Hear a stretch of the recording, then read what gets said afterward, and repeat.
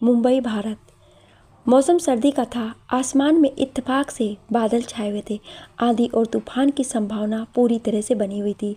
सभी लोग ऐसे मौसम में घर में बैठे हुए थे। चारों तरफ घनघोर अंधेरा था, लेकिन इसी आंधी तूफान के बीच कोई ऐसा आदमी भी था जिसे इन सब की तनिक भर भी चिंता नहीं थी। उस अंधेरी रात में वो इस तरह जा रहा था जैसे उसे क्या करना है वो पहले से ही सब जानता हो। उसने खुद को ऊपर से नीचे तक काले लंबे रेनकोट में ढक रखा था और चेहरे पर एक बड़ा सा कपड़ा बांध रखा था जिससे कोई उसे पहचान ना पाए। इसी तरह बढ़ते हुए वो एक घर के बाहर जाकर खड़ा हो गया। उसने धीरे से घर की बेल बजाई तो एक 14-15 साल के लड़के ने आकर दरवाज़ा खोला तो उस आदमी ने उसके माथे पर अपने हाथों में मौजूद पिस्तौल तान दी। डर की वजह से लड़के के मुंह से आवाज़ निकलनी बंद हो गई। माथे और कान के नीचे पसीने की बूंदें आ चुकी थी। तभी अंदर से आवाज़ आई, कौन है सचिन? डर की वजह से लड़के के मुंह से आवाज़ आनी बंद हो चुकी थी और वो आदमी उसे धकेलते धकेलते घर के अंदर उनके बैठक तक आ चुका था। जब लड़के की आवाज़ नहीं आई तो उसकी माँ बाहर आ गई और बाहर का नज़ारा देखकर हैरान थी। सामने उसकी बेटा डर से कांप रहे थे। बगल में उनका पालतू बिल्ली की लाश खून से लथपथ पड़ी हुई थी। उस औरत ने अपने कांपते होठों और तेज चल रही सांसों के साथ अपने पति को जोर से आवाज़ लगाई तो ऊपर से उसका पति भागता हुआ नीचे आया। तभी उसे देखते ही नकाबपोश आदमी ने अंतिम सीढ़ी से नीचे उतर रहे उस आदमी के पैरों पर गोली चला दी। गोली चलने की आवाज़ तो बिल्कुल भी किसी को सुनाई नहीं दी, पर उस आदमी की चीखें तेज़ी से उसके मुंह से बाहर आई और वो नीचे ज़मीन पर गिर गया। साथ ही उसके बीवी बच्चे उसकी तरफ आए, लेकिन उस नकाबपोश आदमी ने बंदूक दिखाते हुए उन्हें वहीं बैठ जाने का इशारा किया। आदमी वहीं फर्श पर पड़ा हुआ चीखता रहा, लेकिन उसके घर वालों की हिम्मत नहीं हो रही थी कि वो लोग आगे बढ़कर उसे उठाएं। नकाबपोश आदमी आगे बढ़कर ज़मीन पर गिरे हुए आदमी के पास गया और अपने चेहरे का नकाब उतारा। उसका आधा चेहरा जला हुआ था और उसकी आंखें एकदम लाल थी। उसे देखकर फर्श पर पड़ा हुआ आदमी हैरान हो गया।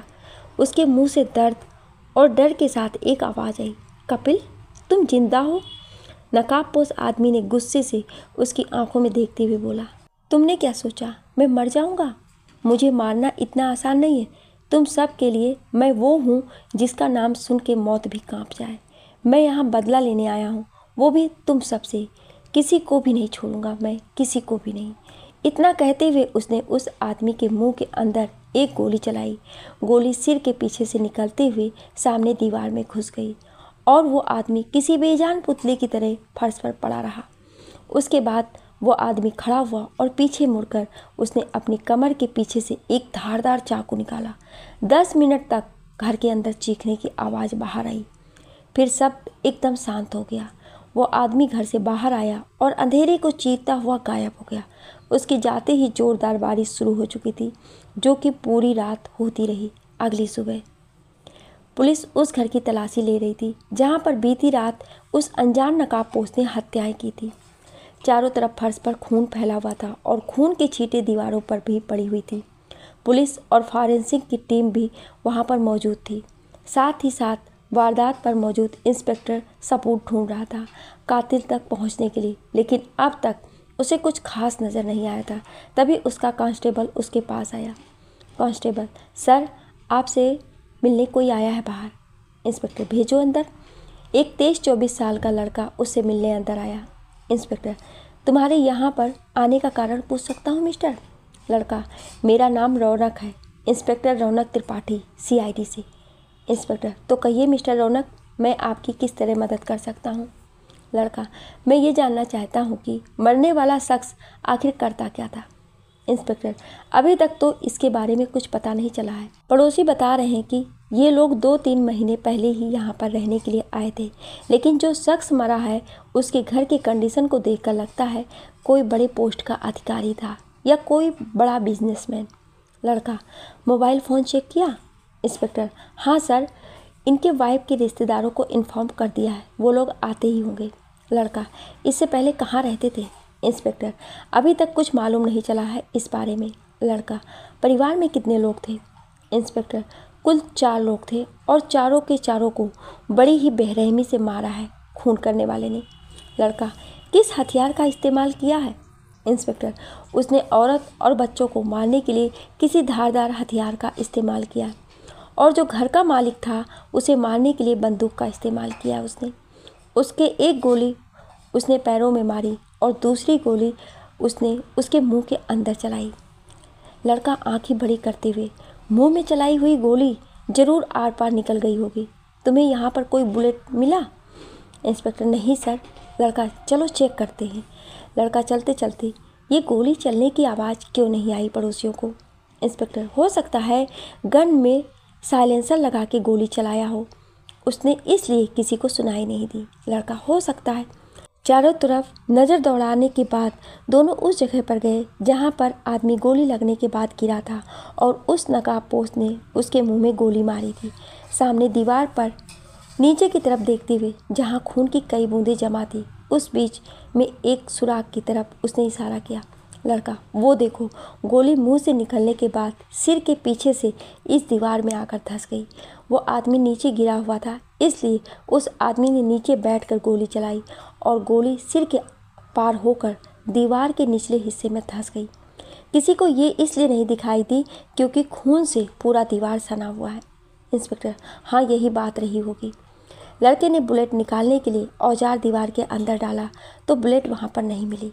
लड़का, दीवार में तो बुलेट है ही नहीं। फॉरेंसिक की टीम वाले या फिर आपके डिपार्टमेंट में से किसी ने निकाल तो नहीं लिया? इंस्पेक्टर, नहीं सर, अभी तक तो हमें किसी भी तरह का सबूत नहीं मिला है। अगर मिला होता तो मुझे इन्फॉर्म ज़रूर होती। लड़का, इसका मतलब खूनी ज़रूरत से ज़्यादा होशियार है। मर्डर करने के बाद अपने साथ हथियार भी ले गया। चलिए, कोई बात नहीं, अगर कोई इन्फॉर्मेशन मिले तो आप मुझे इस नंबर पर कांटेक्ट कर देना। Inspector, okay sir. लड़का फ़ोन पर बात करते हुए, हेलो सर, मैंने इन्वेस्टिगेशन की है वारदात पर आकर, लेकिन कोई ख़ास इन्फॉर्मेशन हाथ नहीं आई। हो सकता है कि पुरानी दुश्मनी हो या कोई अपना बदला ले रहा है। जी सर जी। लड़का अपनी गाड़ी में बैठकर चला गया और इंस्पेक्टर उसे देखता रहा। Police headquarter Lucknow. सामने एक खूबसूरत लड़की जिसकी उम्र यही कोई 26-27 साल की रही होगी, फ़ोन पर बात कर रही थी। उसके आगे नेम प्लेट पर DIG शिखा शर्मा लिखा हुआ था। वो किसी से बात कर रही थी, शायद उसकी कोई करीबी रिश्तेदार थी। उससे थोड़ी दूर उसके साथ एक लड़की बैठी हुई थी। वो भी अपने मोबाइल के स्क्रीन पर गौर से देखते हुए कुछ टाइप कर रही थी। उसकी वर्दी पर वंदना जोशी लिखा हुआ था। शिखा फ़ोन पर बात करते हुए, कब है तेरी गोद भराई की रस्म? दूसरी तरफ से उसकी बुआ की लड़की रश्मि बोल रही थी। रश्मि, आज शाम को है और तू अभी तक अपने ऑफिस में बैठी हुई है। तुझे तो अभी तक आ जाना चाहिए था। निम्मी, मामा जी और मामी जी तीनों आ गए हैं। बस इंतज़ार है तो सिर्फ तेरा, लेकिन तू ही नहीं आ रही है। शिखा, शाम के फंक्शन में मैं टाइम से आ जाऊंगी, तू ज़्यादा ड्रामे मत कर अब। रश्मि, और सुन, अकेले मत आना, साथ में अपने उन्हें भी लेकर आना है तुझे। शिखा, ठीक है, आ जाऊंगी। रश्मि, फिर ठीक है। शिखा, चल अच्छा रख, मुझे बहुत काम है अभी। रश्मि, ओके। फ़ोन रखने के बाद शिखा वंदना की तरफ मुड़ी जो काफ़ी देर से फ़ोन में व्यस्त थी। शिखा, वंदना। लेकिन वंदना ने उसकी बात पर ध्यान नहीं दिया। इस बार शिखा ने थोड़ी तेज़ आवाज़ में कहा, शिखा, वंदना। वंदना, जी मैम, बोलिए। शिखा, अतुल अरोड़ा के मर्डर केस का क्या हुआ? वंदना, अभी उसकी इन्वेस्टिगेशन चल रही है। शिखा, किसके अंडर में? वंदना, वीर के। शिखा, क्या? वंदना, SP वीर के अंडर में। शिखा, फिलहाल तो कोई केस नहीं है ना? वंदना, नो मैम, अगर होगा भी तो हम सब हैंडल कर लेंगे। शिखा, गुड। और सुनो, 3 बजे के बाद मुझे जयपुर जाना है, तो मेरी गैर मौजूदगी में सब काम ठीक से करना और कमिश्नर साहब से बात मैं कर लूँगी। वंदना, जी मैम।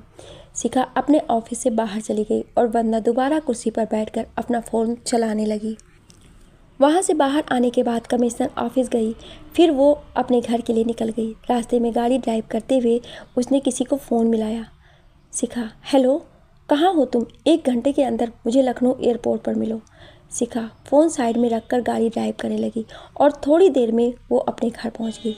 घर पहुंचकर उसने अपने कपड़े बदलकर जीन्स कोट पहना और एक जोड़ी कपड़े को अपने बैग में रखकर एयरपोर्ट के लिए निकल गई।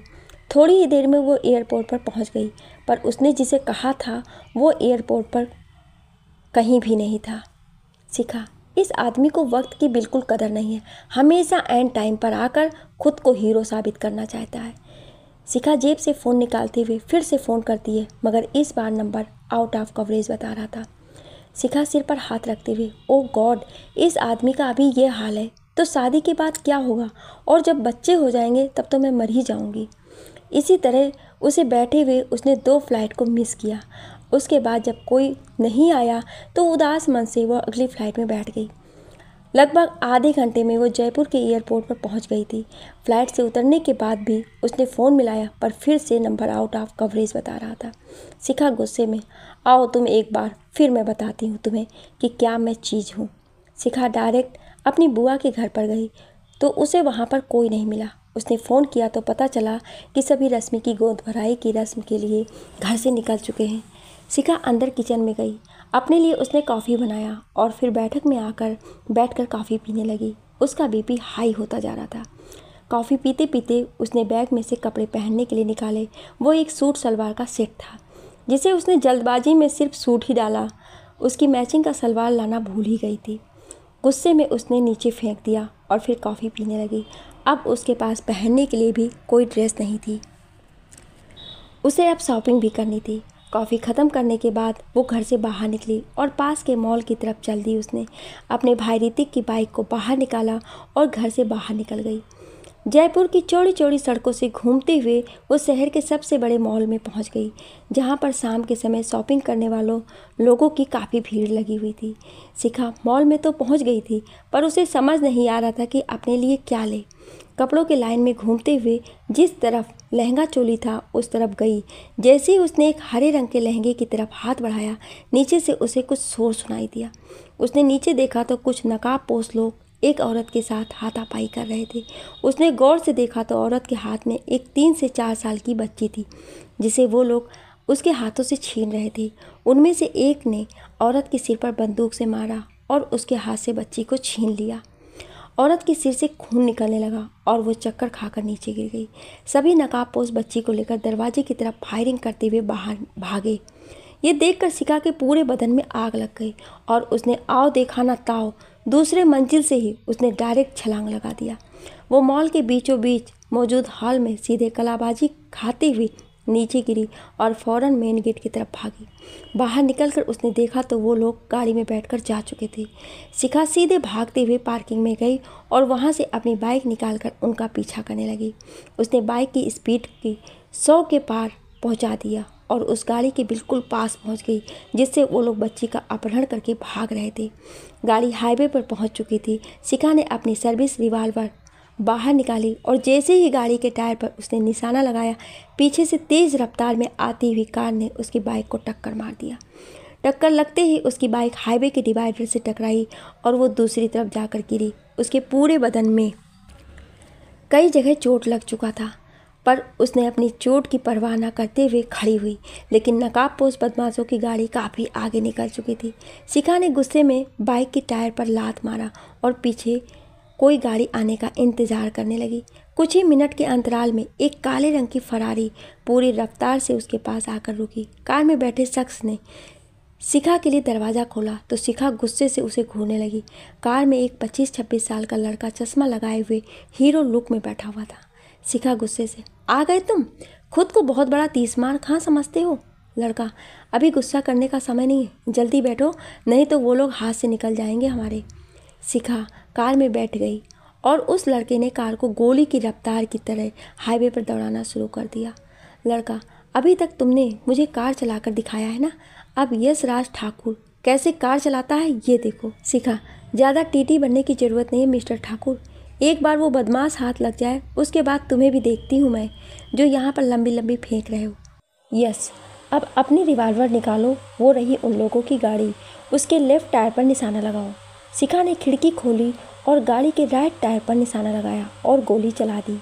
गोली लगते ही गाड़ी के बैलेंस बिगड़ा और गाड़ी साइड में पेड़ से टकरा गई।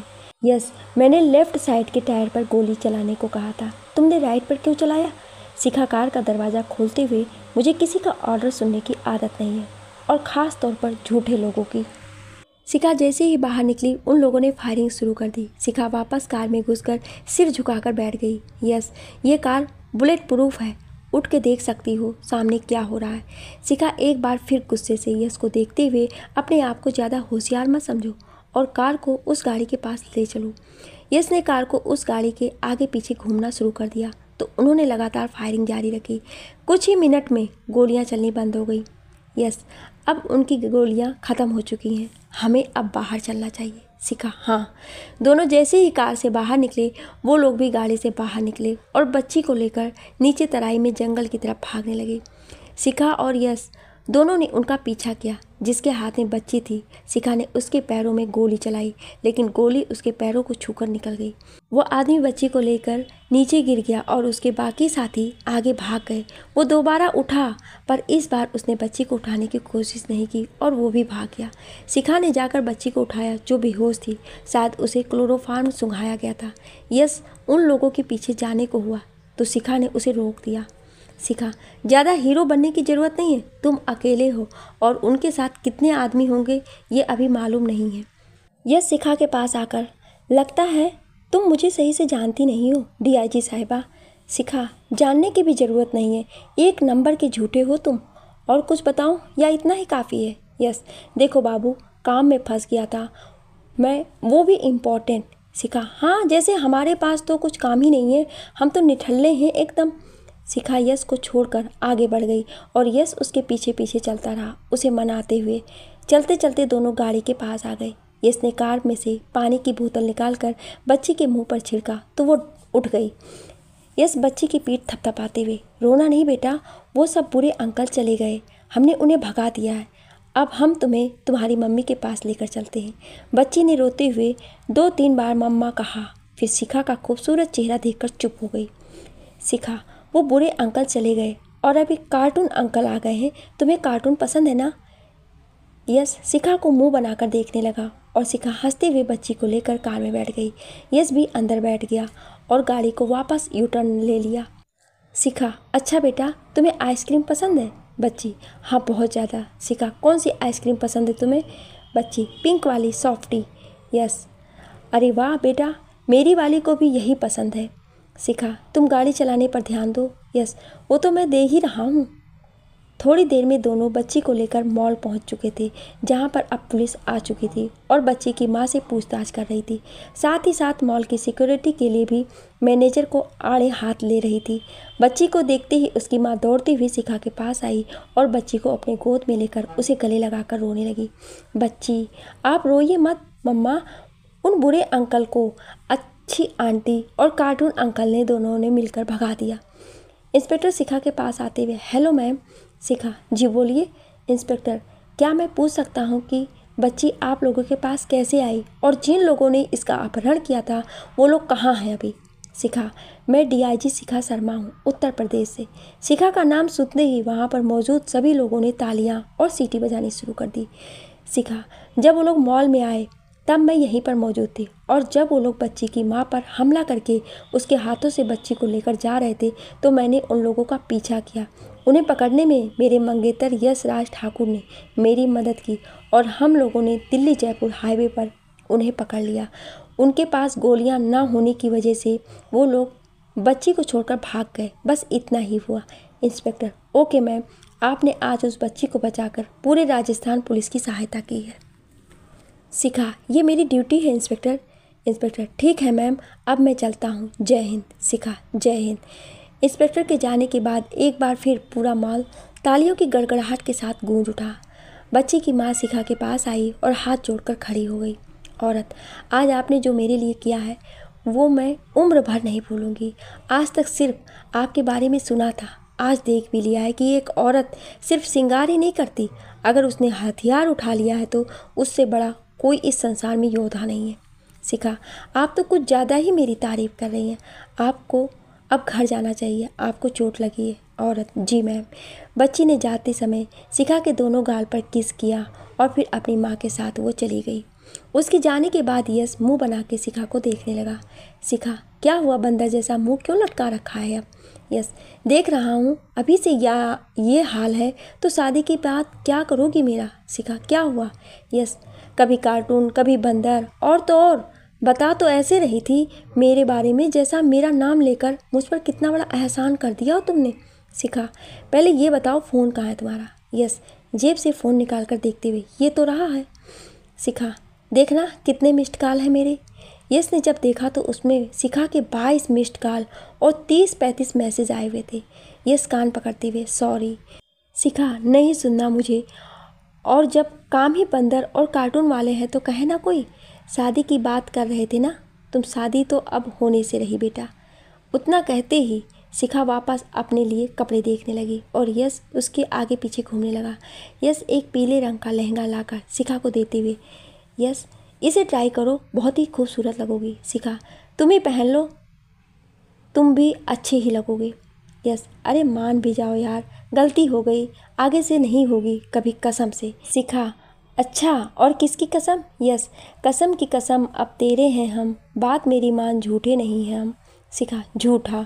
यस, इस बार सच है बिल्कुल। शिखा, क्या सबूत है तुम्हारे पास कि तुम सच बोल रहे हो। यस शिखा के बिल्कुल करीब जाकर उसकी आंखों में देखते हुए, यस यकीन तो तुम्हें हम पर अपनी जान से ज़्यादा है, नहीं तो तुम यूँ हमसे बहस न करके सीधे गाल पर थप्पड़ मार के चली गई होती। शिखा कुछ नहीं बोली और यश के हाथों से लहंगा लेकर ट्रायल रूम में चली गई। यश वहीं पर खड़ा उसका इंतज़ार कर रहा था। जब शिखा निकल कर आई तो एकदम हूर की परी लग रही थी। यश उसे एकटक देखे जा रहा था। शिखा ने शर्म से अपनी पलकी झुका ली, लेकिन यश को इससे कोई फ़र्क कहाँ पड़ने वाला था। वो तो बस शिखा को देखने में ही व्यस्त था। यश ने उस समय शिखा को घूरना बंद किया जब एक लेडीज़ ने शिखा को हट जाने के लिए कहा, जो अंदर ट्रायल रूम में जाने के लिए कब से खड़ी दोनों को देख रही थी और मन ही मन मुस्कुरा भी रही थी। यश शिखा के पास आया। यश, ये लहंगे के साथ जूते पहन के जाओगी फंक्शन में। शिखा, सैंडल तो मैंने 1-2 बार ही पहना है। यश, चलो एक बार और पहन लो। यश ने शिखा को एक गोल्डन कलर का हाई हील वाला सैंडल पहना दिया।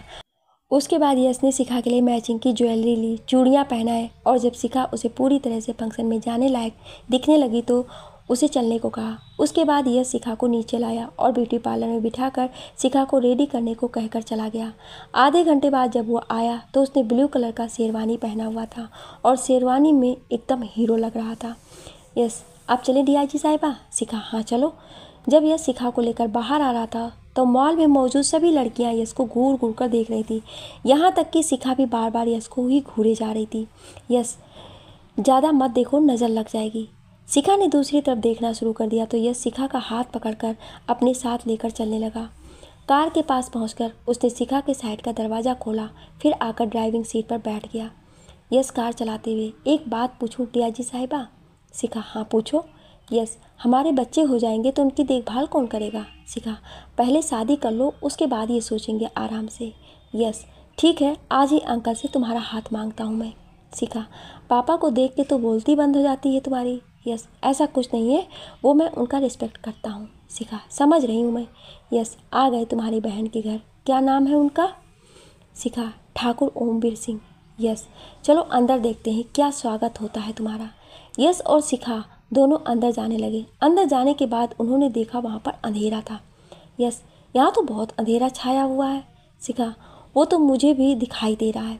इतना कहते ही शिखा का पैर फिसल गया और वो नीचे गिर गई। यस, क्या हुआ। शिखा, शायद सैंडल टूट गई। यस शिखा के पास आकर मोबाइल का फ्लैश जलाकर उसके पैरों में बैठकर सैंडल पहनाने लगा। शिखा, मैंने पहले ही कहा था मुझे हील वाली सैंडल पहनने का शौक़ नहीं है, मुझे जूतों में ही कंफर्ट फील होता है। यस, लहंगा पर जूता पहनती तो तुम बेवकूफ़ हो बिल्कुल। ऐसे तुम्हारी बहनें ने तुम्हारा स्वागत अच्छा किया है अंधेरे में। तभी लाइट आ गई और सामने का नज़ारा देखकर शिखा की हालत ख़राब हो गई। सामने आलोक जी अंजना जी के साथ खड़े थे। एक तरफ निम्मी, काजल, ऋतिक खड़े उन्हें देख रहे थे। शिखा के बुआ और फूफा जी उसी बीच में मौजूद थे। दूसरी तरफ ठाकुर ओमवीर सिंह, देवकी जी और फंक्शन में आए सभी औरतें उन्हें घूर घूर कर देख रही थी। राणा महावीर सिंह भी अपनी पत्नी शारदा जी के साथ बैठे उन दोनों को देख रहे थे। इन सब से बेखबर यश नीचे झुककर शिखा को सैंडल पहनाने की कोशिश कर रहा था और बोले जा रहा था, शिखा हो गया स्वागत बढ़िया से। रश्मि और अभय दोनों शिखा को देखकर मुस्कुराए जा रहे थे और शिखा के चेहरे पर हवाइयाँ उड़ी रही थी। काजल आराम से निम्मी के कान में अपनी दीदी और जीजा जी को तो तुमने बहुत ही अच्छा सरप्राइज दिया है। बेचारी शिखा वो तो खुशी के मारे बोल ही नहीं पा रही। इतना कहकर वो भी हंसने लगी और निम्मी ने अपना सिर पकड़ लिया। सामने सबको खड़ा देख शिखा की बोलती बंद हो चुकी थी। वो कभी नीचे यश को देखती तो सब सामने खड़े सभी रिश्तेदारों को, जो उन दोनों को बिना पल के झुकाए देखे जा रहे थे। यश ने शिखा के पैर की सैंडल को पहनाया और जैसे ही खड़ा हुआ उसके फ़ोन की घंटी बजने लगी। वो बिना पीछे देखे बाहर की तरफ चला गया। यश के जाने के बाद काजल और निम्मी शिखा के पास आईं। निम्मी, वाह दीदी, आप तो बहुत ही सुंदर लग रही हैं। अब तक तो बस मैं ही एक यहाँ बेबी डॉल थी, दूसरी आप हो गई। निम्मी ने हंसते हुए शिखा के गालों को छुआ और उसके गले लग गई। काजल, कहाँ गए तुम्हारे ऑफिसर साहब, तुम्हें यूँ अकेला छोड़कर? शिखा, कहीं नहीं, वो उनका फ़ोन आ गया था। काजल, कहीं हम सबको देखकर भाग तो नहीं गए? शिखा फिर आलोक जी, अंजना जी के पास गई, उनके पैरों को छुआ और आलोक जी ने उसके सिर को प्यार से छुआ। अंजना जी ने उसे गले लगाया।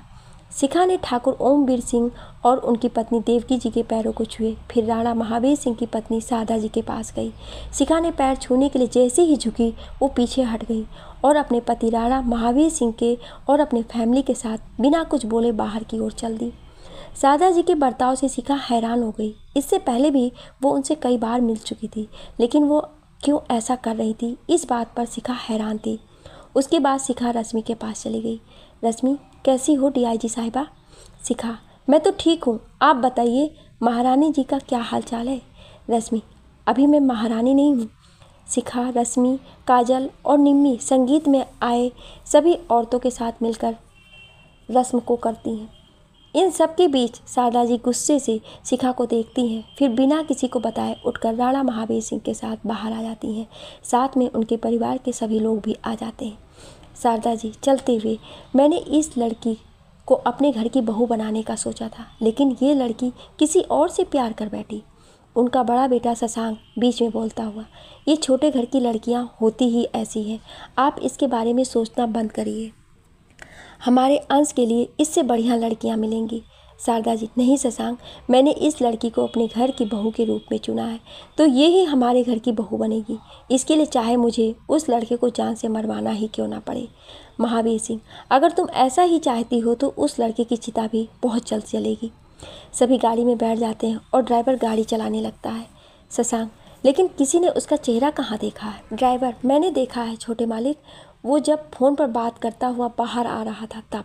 महावीर सिंह, ठीक है, ऐसे भी हमें किसी ऐसे वैसे लड़के को देखने का शौक़ भी नहीं है। शारदा जी, ये बात अंश को ना मालूम चले कि शिखा किसी और से प्यार करती है। शशांक, ठीक है माँ। ओमवीर सिंह की हवेली में फंक्शन जोरों पर था। सभी लेडीज़ नाच रही थी। घर के सभी आदमी दूसरी तरफ चले गए थे। सभी यश को लेकर शिखा का मजाक बना रहे थे। काजल, शिखा कहाँ है? वो आपके सीबीआई ऑफिसर कब से हम उनका इंतज़ार कर रहे हैं, लेकिन वो हैं कि पता नहीं कहाँ चले गए हैं।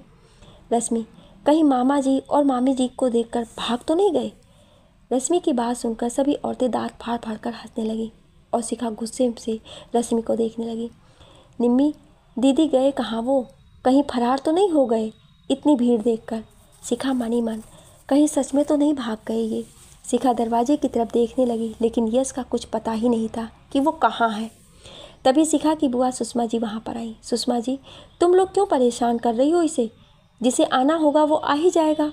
तभी धम की आवाज़ से दरवाज़ा खुला और सामने यश खड़ा था। उसे सारी औरतें और लड़कियाँ ऐसे देख रही थीं जैसे गोपियों के बीच श्री कृष्ण। अभय की बहन राखी तो यश को बिना पलक झपकाए घूरे जा रही थी। जब अभय की माँ देविकी जी ने उसे कोहनी मारकर हिलाया तो वो नॉर्मल हुई, लेकिन फिर भी वो यश को घूरे ही जा रही थी। अंजना जी यश के पास आई तो यश ने उनके पैरों को छूकर आशीर्वाद लिया। अंजना जी, कैसे हो बेटा तुम? यश, मैं ठीक हूँ, आप बताइए कैसी हैं? और यहाँ क्या चल रहा है? इतनी भीड़ क्यों है? कोई फंक्शन हो रहा है क्या यहाँ पर? शिखा यश को घूर के देखते हुए, कितना झूठा है, सब बताया था फिर भी ऐसे बिहेव कर रहा है जैसे कुछ जानता ही ना हो। अंजना जी सुषमा जी की तरफ इशारा करते हुए, मेरी ननद की बेटी की आज गोद भराई की रस्म है। यश सुषमा जी को हाथ जोड़कर नमस्ते किया। अंजना जी, चलो अब फंक्शन तो ख़त्म हो गया है, बाकी सब रिश्तेदार भी आ ही रहे होंगे। अभय, मामी जी आ नहीं रहे होंगे, आ गए हैं। अभय ने यश से आकर हाथ मिलाया। अभय, मैं अभय ठाकुर, हमारी हवेली में आपका स्वागत है mister yes yes Raj Thakur. अभय, चलिए आपको बाकी सब लोगों से मिलवाता हूँ। अभय यश को सभी घर वालों और मेहमानों से मिलाता है। आलोक जी, कैसे हो यश? बहुत दिन बाद आए हम लोगों से मिलने। यश, काम ही कुछ ऐसा है। आलोक जी, ओमवीर सिंह जी और विराज जी से। ये है यश राज ठाकुर, CBI ऑफिसर। इनसे ही मैंने हमारी शिखा की शादी तय की है और शिखा के जन्मदिन पर इन दोनों की सगाई। आलोक जी की बात सुनकर शिखा ने सिर नीचे झुका लिया। अंजना जी ने भी प्यार से शिखा के माथे को चूम लिया। निम्मी, मतलब दीदी की सगाई 21 तारीख को है, उनके जन्मदिन पर। क्या बात है दीदी, केक भी कटेगा और अंगूठी भी बदली जाएगी।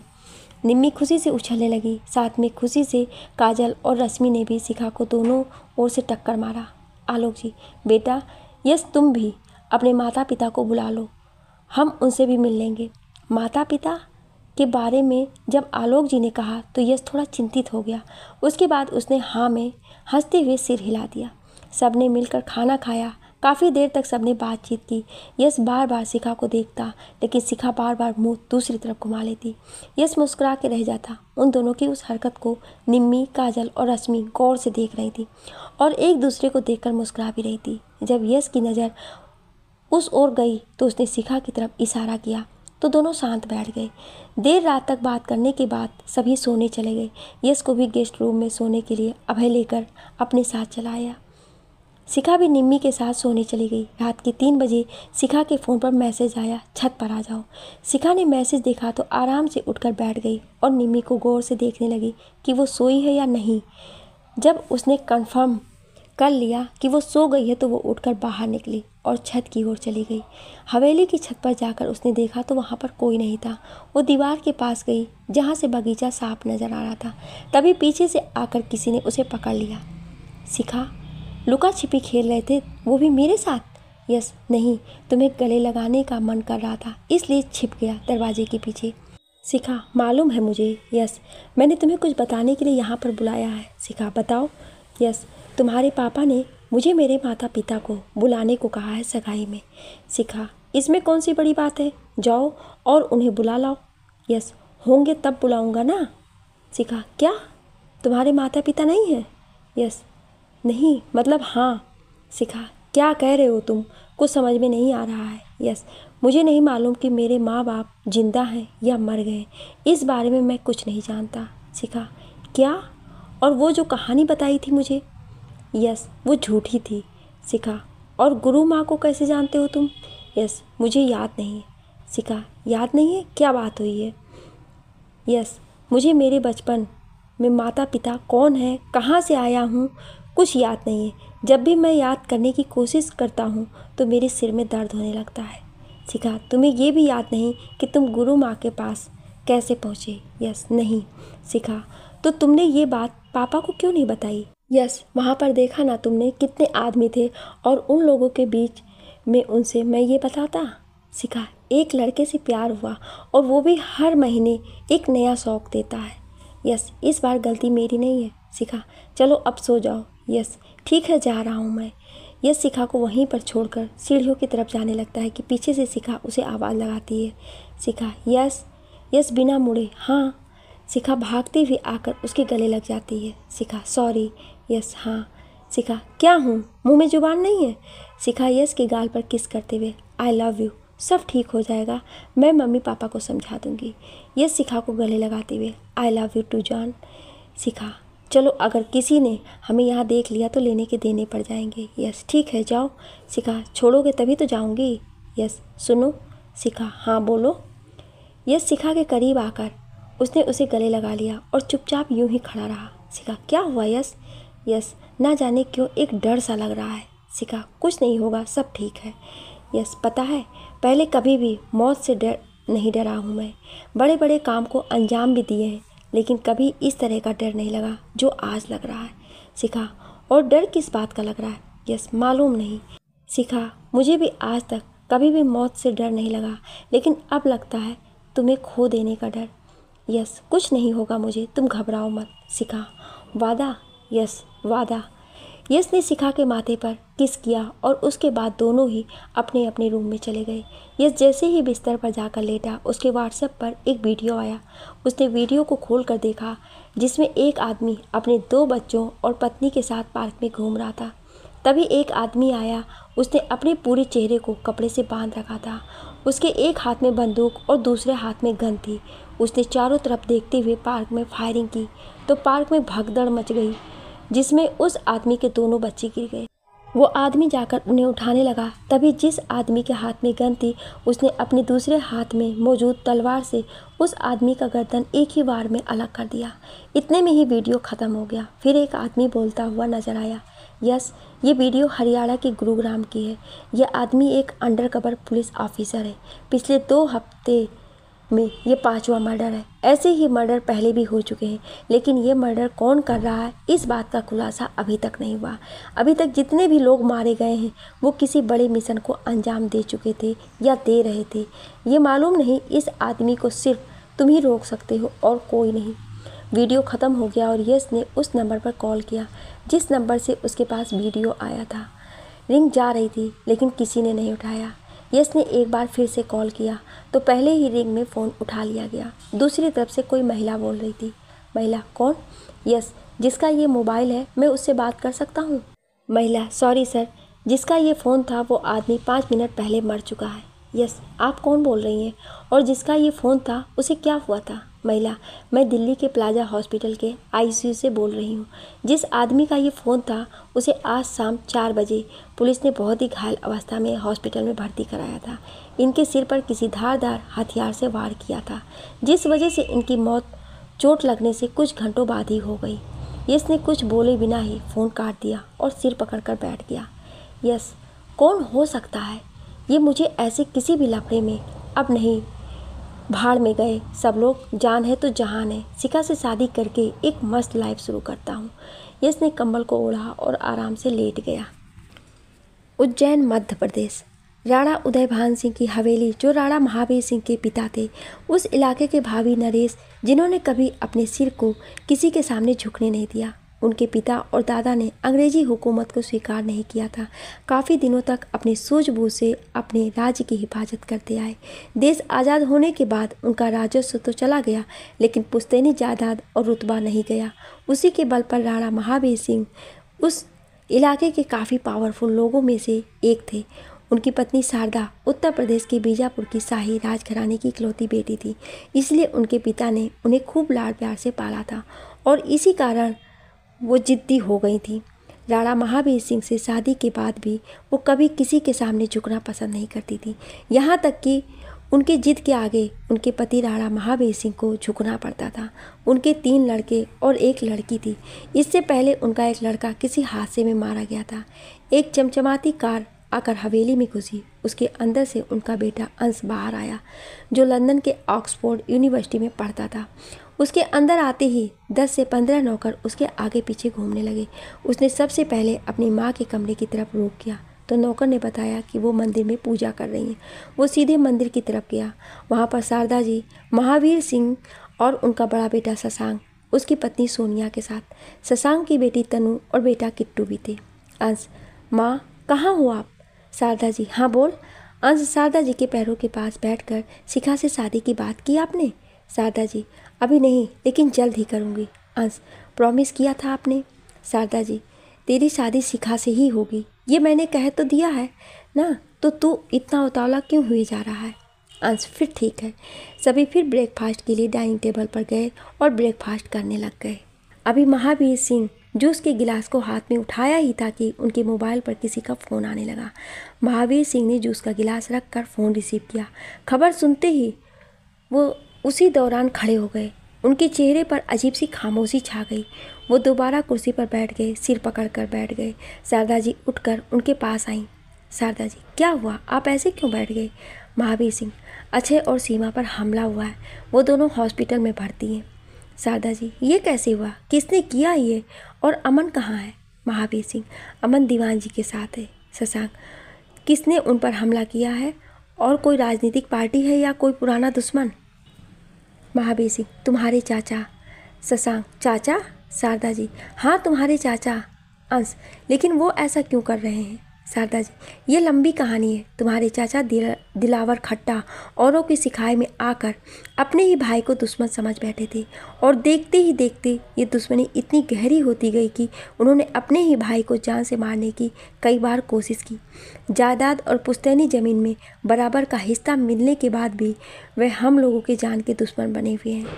वे इतने मक्कार और गिरे हुए इंसान हैं कि उन्होंने अपनी दुश्मनी निकालने के लिए तुम्हारे भाई ध्रुव को जान से मार दिया और उसकी लाश को आग के हवाले कर दिया। यहाँ तक कि उन्होंने तुम लोगों को मारने की भी कई बार कोशिश की।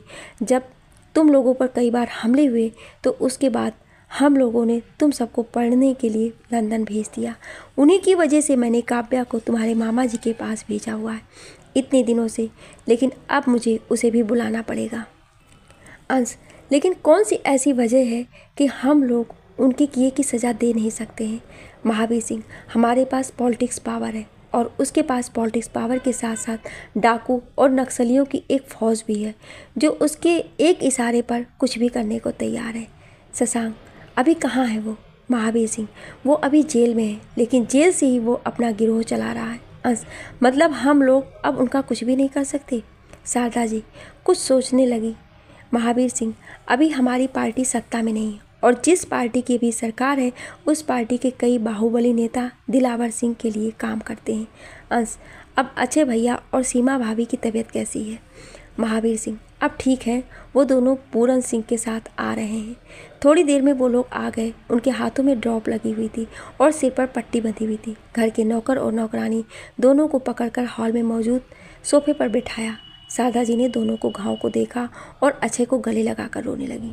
अंश, आप लोगों पर हमला कैसे हुआ? अजय, जब हम सीमा के घर से वापस आ रहे थे, ना जाने कहाँ से एक स्कॉर्पियो आई।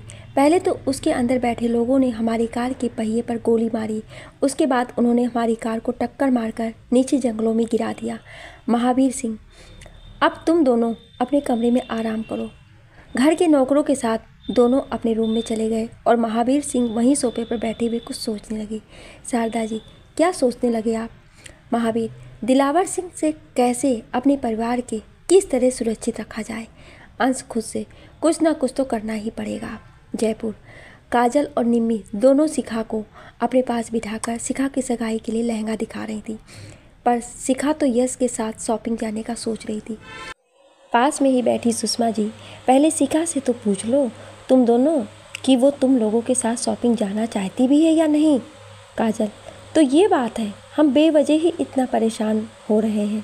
निम्मी, दीदी आप ब्यूटी पार्लर में तो हम सबके साथ जाएंगी ना, या फिर उसमें भी जीजू जी के साथ ही जाएंगी? काजल, आज तक शिखा तुमने मुझे अपनी लव स्टोरी तो बताया ही नहीं, किसी से आज बताना पड़ेगा तुम्हें हम सबको। रश्मि अंदर आते हुए, इसकी लव स्टोरी तो मैं भी सुनना चाहती हूँ इतने दिनों से, लेकिन ये है कि जब इससे पूछो तो बिना बताए ही खिसक जाती है। निम्मी, हाँ दीदी बताओ ना, जीजू आपको कहाँ मिले? शिखा, ये सब तो आज मेरी जान लेकर ही रहेंगी, भगवान बचा ले मुझे इन सब से। आलोक जी, तुम सब क्यों परेशान कर रही हो मेरी बच्ची को? देखो कितनी मासूम है ये, कुछ बोल भी नहीं रही है, तुम लोगों ने इसे इतना परेशान कर दिया है। शिखा मासूम सा चेहरा बनाकर आलोक जी को देखने लगती है। आलोक जी, शिखा जब होने वाली थी उसके कुछ दिन पहले हम महाकालेश्वर मंदिर गए थे, उन्हीं के आशीर्वाद से ये हमारे घर हुई है, जो माँ काली की तरह अपराधियों का संहार करती रहती है। शिखा आंखें बड़े करके आलोक जी को देखने लगती है और सब शिखा की तरफ देखकर हंसने लगे। आलोक जी, इसलिए मैं सोच रहा हूँ कि एक बार फिर से मैं शिखा के महाकालेश्वर मंदिर घूम आता हूँ। अंजना जी, ये ख्याल आपको कहाँ से आया इतने सालों बाद? आलोक जी, मेरे पास ओमवीर सिंह जी का फ़ोन आया था, कह रहे थे कि महावीर सिंह जी आपसे मिलना चाहते हैं अपनी पूरी फैमिली के साथ। निम्मी, तो इसलिए आपने घूमने का भी प्लान बना लिया महाकालेश्वर ज्योतिर्लिंग के दर्शन के लिए? रश्मि, तो कब जा रहे हैं आप मामा जी उज्जैन? अभय, तुम क्यों पूछ रही हो? रश्मि, क्योंकि मैं भी जाने का सोच रही हूँ। अभय रश्मि के कान में, कहीं तुम भी तो नहीं सोच रही कि महादेव से शिखा जैसी एक खतरनाक लड़की मांगने का? रश्मि आंख मारते हुए, कुछ ऐसा ही सोच लो। आलोक जी अंजना जी से, तो क्या जवाब दूँ मैं ओमवीर सिंह जी को? शिखा, वो लोग हमसे मिलना क्यों चाहते हैं? आलोक जी, उनके यहाँ कोई वार्षिक महोत्सव है, इसलिए उन्होंने हम सबको सह परिवार बुलाया है। शिखा खुद से। उस दिन तो उन्होंने घमंड से नमस्ते का जवाब भी नहीं दिया और बिना बताए भी चले गए थे। आज हम लोगों से मिलना क्यों चाहते हैं वो लोग, वो भी सह परिवार? अंजना जी, तो क्या सोचा आपने? आलोक जी, मैं तो सोच रहा हूँ सब बच्चों के साथ एक बार उज्जैन भी घूम ही आए। बहुत दिन हो चुके हैं कहीं बाहर फैमिली के साथ गए हुए। निम्मी, भाभी आप भी ऋतिक भैया से कहकर चलिए ना साथ, और रश्मि दीदी तो चल ही रही हैं हम लोगों के साथ। काजल सुषमा जी की तरफ इशारा करते हुए। उसके लिए मुझे पहले मम्मी जी से परमिशन लेनी होगी। निम्मी, बुआ से परमिशन लेने की जिम्मेदारी मेरी। अंजना जी, तो आप कह दीजिए ओमवीर सिंह जी से कि हम सब आ जाएंगे। आलोक जी, ठीक है, मैं अभी फ़ोन करके कह देता हूँ उन्हें। निम्मी, दीदी क्या जीजू चलेंगे हमारे साथ उज्जैन? शिखा, खुद से ही पूछ लेना जब वो आ जाएंगे तो।